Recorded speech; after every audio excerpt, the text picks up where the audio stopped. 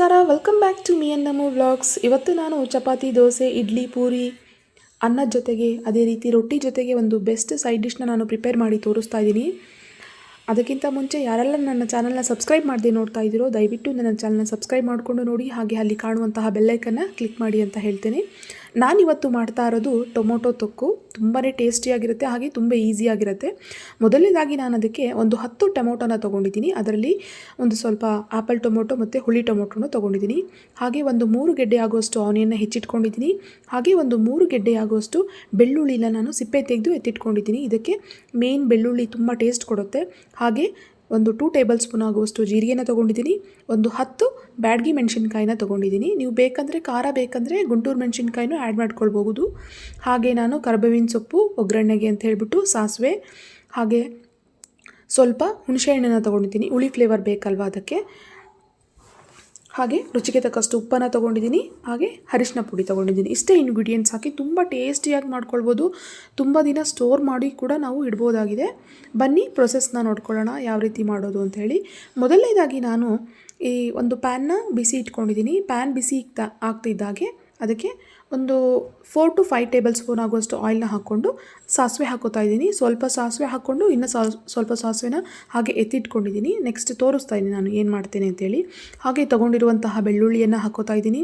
ತೊಗೊಂಡಿರುವಂಥ ಎಲ್ಲ ಇಂಗ್ರೀಡಿಯೆಂಟ್ಸ್ಗಳನ್ನ ನಾವು ಇಲ್ಲಿ ಹಾಕಿ ಫ್ರೈ ಮಾಡ್ಕೊಳ್ಬೇಕಾಗತ್ತೆ. ನೋಡಿ, ಬ್ಯಾಡಗಿ ಮೆಣಸಿನ್ಕಾಯಿ. ನಿಮಗೆ ಖಾರ ಸ್ವಲ್ಪ ಇನ್ನೂ ಬೇಕಂದರೆ ನೀವು ಇದಕ್ಕೆ ಗುಂಟೂರು ಮೆಣಸಿನ್ಕಾಯಿನೂ ಸ್ವಲ್ಪ ಖಾರಕ್ಕೆ ಯೂಸ್ ಮಾಡ್ಕೊಳ್ಬೋದು. ನನಗೆ ಮಕ್ಕಳು ತಿನ್ನೋದ್ರಿಂದ ನಾನು ಸ್ವಲ್ಪ ಸಾಕಂತ ಬರೀ ಬ್ಯಾಡಗಿ ಮೆಣಸಿನ್ಕಾಯಿನ ಯೂಸ್ ಮಾಡ್ಕೊಂಡಿದ್ದೀನಿ. ಹಾಗೆ ಕರಿಬೇವಿನ ಸೊಪ್ಪು, ಹಾಗೆ ತೊಗೊಂಡಿರುವಂಥ 2 ಟೇಬಲ್ ಸ್ಪೂನ್ ಆಗುವಷ್ಟು ಜೀರಿಗೆ, ಹಾಗೆ ನಾನು ತೊಗೊಂಡಿರುವಂಥ ಆನಿಯನ್ ಹಾಕ್ಕೊಂಡು ಒಂದು 2 ಮಿನಿಟ್ಸ್ ಅದನ್ನು ನಾನು ಫ್ರೈ ಮಾಡ್ಕೊಳ್ತೀನಿ. ಇದನ್ನೆಲ್ಲ ಫ್ರೈ ಮಾಡ್ಕೊಳ್ಬೇಕು, ತುಂಬ ಚೆನ್ನಾಗಿರುತ್ತೆ. ಎಲ್ಲರೂ ಇಷ್ಟಪಡ್ತಿರ್ತಾರೆ. ಚಪಾತಿ ಜೊತೆಗೆ ಆಗ್ಬೋದು, ಇಡ್ಲಿ ಜೊತೆಗೆ, ದೋಸೆಗೆ, ಅನ್ನದ ಜೊತೆನೂ ಅಷ್ಟೇ. ತುಂಬ ಚೆನ್ನಾಗಿ ಸ್ಟೋರ್ ಮಾಡಿ ಇಟ್ಕೊಂಡ್ಬಿಟ್ರೆ ಅನ್ನದ ಜೊತೆಗೆ ಬೆಸ್ಟ್ ಆಗಿರ್ಬೋದು. ನೋಡಿ, ಸ್ವಲ್ಪ ಟ್ರಾನ್ಸ್ಪರೆಂಟ್ ಹಾಕ್ತಿದ್ದಾಗೆ ಆನಿಯನ್ನು. ನಂತರ ನಾನು ತೊಗೊಂಡಿರುವಂಥ ಟೊಮೊಟೊ ತೊಗೊಂಡಿದ್ದೀನಿ. ಟೊಮ್ಯಾಟೋಲಿ ನಾನಿಲ್ಲಿ ಒಂದು 6 ಆ್ಯಪಲ್ ಟೊಮೊಟೊ ತೊಗೊಂಡಿದ್ದೀನಿ. ಒಂದು 4 ಹುಳಿ ಟೊಮೊಟೊನ ತೊಗೊಂಡಿದ್ದೀನಿ. ಏಕೆಂದರೆ ಸ್ವಲ್ಪ ಹುಳಿ ಖಾರ ಇದ್ದರೆ ತೊಕ್ಕು ತುಂಬ ಚೆನ್ನಾಗಿರುತ್ತೆ. ಇದನ್ನು ನಾವು ಸ್ವಲ್ಪ ಸ್ಮ್ಯಾಶ್ ಆಗೋ ರೀತಿಯಲ್ಲಿ ಬೇಯಿಸ್ಕೊಳ್ಬೇಕಾಗತ್ತೆ. ಟೊಮೊಟೊ ಎಲ್ಲ ಸ್ವಲ್ಪ ಸ್ಮ್ಯಾಶ್ ಆಗಿರಬೇಕು, ಸಾಫ್ಟಾಗಿ ಬೇಯಬೇಕು. ಆ ರೀತಿ ನಾವು ಬೇಯಿಸ್ಕೊಳ್ಬೇಕಾಗತ್ತೆ. ನೋಡಿ, ಟೊಮೊಟೊ ಎಲ್ಲ ಸಾಫ್ಟಾಗಿ ಬೆಂದಿದೆ. ನೋಡಿ, ಟೊಮೊಟೊ ಎಲ್ಲ ಸಾಫ್ಟಾಗಿ ಬೆಂದಿದೆ. ಇದನ್ನು ನಾನು ಮಿಕ್ಸರ್ ಜಾರ್ಗೆ ಹಾಕಿ ನಾನು ಇದನ್ನು ಫೈನ್ ಪೇಸ್ಟ್ ಮಾಡ್ಕೊಳ್ಬೇಕಾಗತ್ತೆ. ಅದಕ್ಕಿಂತ ಮುಂಚೆ ಇದನ್ನು ನಾವು ತಣ್ಣಗೆ ಮಾಡ್ಕೊಳ್ಬೇಕು. ಫಸ್ಟು ಬಿಸಿದೇ ಹಾಕಬೇಡಿ. ತಣ್ಣಗೆ ಮಾಡ್ಕೊಂಡಾದ ನಂತರ ನಾನು ಫೈನ್ ಪೇಸ್ಟ್ ಮಾಡ್ಕೊಂಡಿದ್ದೀನಿ. ನೋಡಿ ಯಾವ ರೀತಿ ಪೇಸ್ಟ್ ಇದಾಗಿದೆ. ಇದನ್ನೆಲ್ಲ ನೀಟಾಗಿ ರುಬ್ಕೊಂಡಾದ ನಂತರ ಮತ್ತೆ ನಾವು ಇದಕ್ಕೆ ಒಗ್ಗರಣೆ ಹಾಕೋಬೇಕಾಗುತ್ತೆ. ಬೇಗ ಪಟಾಪಟ ಅಂತ ಮಾಡ್ಕೊಂಡು ಬಿಡ್ಬೋದು, ಹಾಗೆ ಸ್ಟೋರ್ ಮಾಡ್ಕೊಳ್ಬೋದು ಇಟ್ಕೊಂಡು. ನೋಡಿ, ಮಿಕ್ಕಿರುವಂತಹ ಸಾಸಿವೆನ ಹಾಕ್ಕೊಂಡಿದ್ದೀನಿ. ಒಂದು ಸ್ವಲ್ಪ ಆಯಿಲ್ನ ಸ್ವಲ್ಪ ಜಾಸ್ತಿ ಹಾಕ್ಕೊಳ್ಳಿ. ನಾನು ಒಂದು 6 to 7 ಸ್ಪೂನ್ ಆಗುವಷ್ಟು ಆಯಿಲ್ನ ಹಾಕ್ಕೊಂಡಿದ್ದೀನಿ. ಹಾಗೆ ಕರಿಬೇವಿನ ಸೊಪ್ಪು ಹಾಕೋತಾ ಇದ್ದೀನಿ. ಸಾಸಿವೆನ ಹಾಕ್ಕೊಂಡು ಈ ಸ್ವಲ್ಪ ಸಾಸಿವೆ ಎಲ್ಲ ಕರಿಬೇವಿನ ಸೊಪ್ಪೆಲ್ಲ ಚಿಟಪಟ ಅಂತ ಸಿಡ್ದಾದ ನಂತರ ಇದಕ್ಕೆ ನಾನು ಏನು ರುಬ್ಬಿಟ್ಕೊಂಡಿದ್ವೋ ಟೊಮೊಟೊದು ಪೇಸ್ಟ್ ಏನು ರುಬ್ಬಿಟ್ಕೊಂಡಿದ್ವೋ ಅದನ್ನು ನಾವು ಹಾಕ್ಕೋಬೇಕು.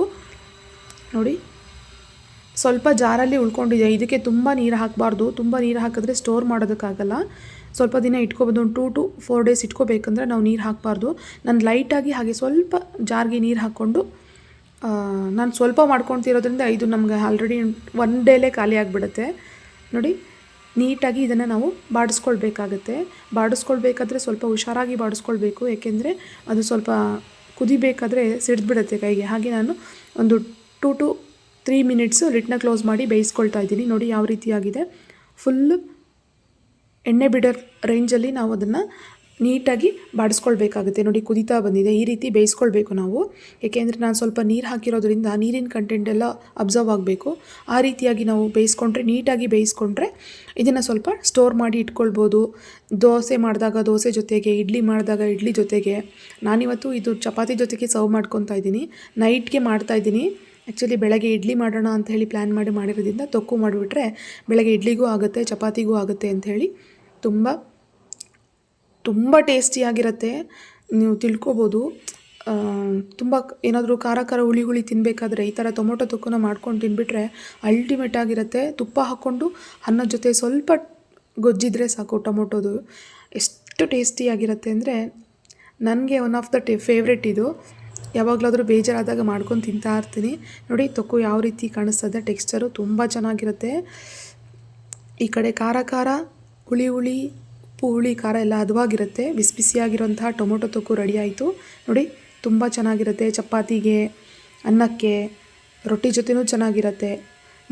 ನಾವು ಒಂದು ಸ್ವಲ್ಪ ದಿನ ಮಾಡಿಟ್ಕೊಂಡ್ಬಿಟ್ರೆ ಇದಕ್ಕೆ ನಮ್ಮ ಅಮ್ಮನ ಮನೆ ಕಡೆ ಎಲ್ಲ ಸ್ವಲ್ಪ ಬೆಲ್ಲ ಎಲ್ಲ ಹಾಕಿ ಖಾರ ಮಾಡ್ಕೊತಾರೆ. ಖಡಕ್ ಖಾರ ಅಂತೇಳಿ, ಗೊಡ್ಗಾರ ಅಂತ ಕರೀತಾರೆ. ಆ ಥರ ಖಾರ ಮಾಡಿಕೊಂಡು ತಿಂತಾರೆ.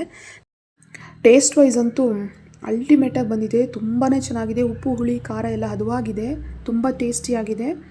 ನಾನು ಮಾಡಿರುವಂತಹ ಇವತ್ತಿನ ವಿಡಿಯೋ ನಿಮಗೆ ಇಷ್ಟ ಆದಲ್ಲಿ ದಯವಿಟ್ಟು ನನ್ನ ಚಾನಲ್ನ ಸಬ್ಸ್ಕ್ರೈಬ್ ಮಾಡಿ, ಲೈಕ್ ಮಾಡಿ, ಹಾಗೆ ಶೇರ್ ಮಾಡೋದನ್ನು ಮರಿಬೇಡಿ. ನೀವು ಈ ರೆಸಿಪಿನ ಟ್ರೈ ಮಾಡಿದರೆ ದಯವಿಟ್ಟು ಕಮೆಂಟ್ ಮೂಲಕ ತಿಳಿಸಿ ಹೇಗೆ ಬಂದಿತ್ತು ಅಂತ. Thank you for watching. Thank you all. Bye.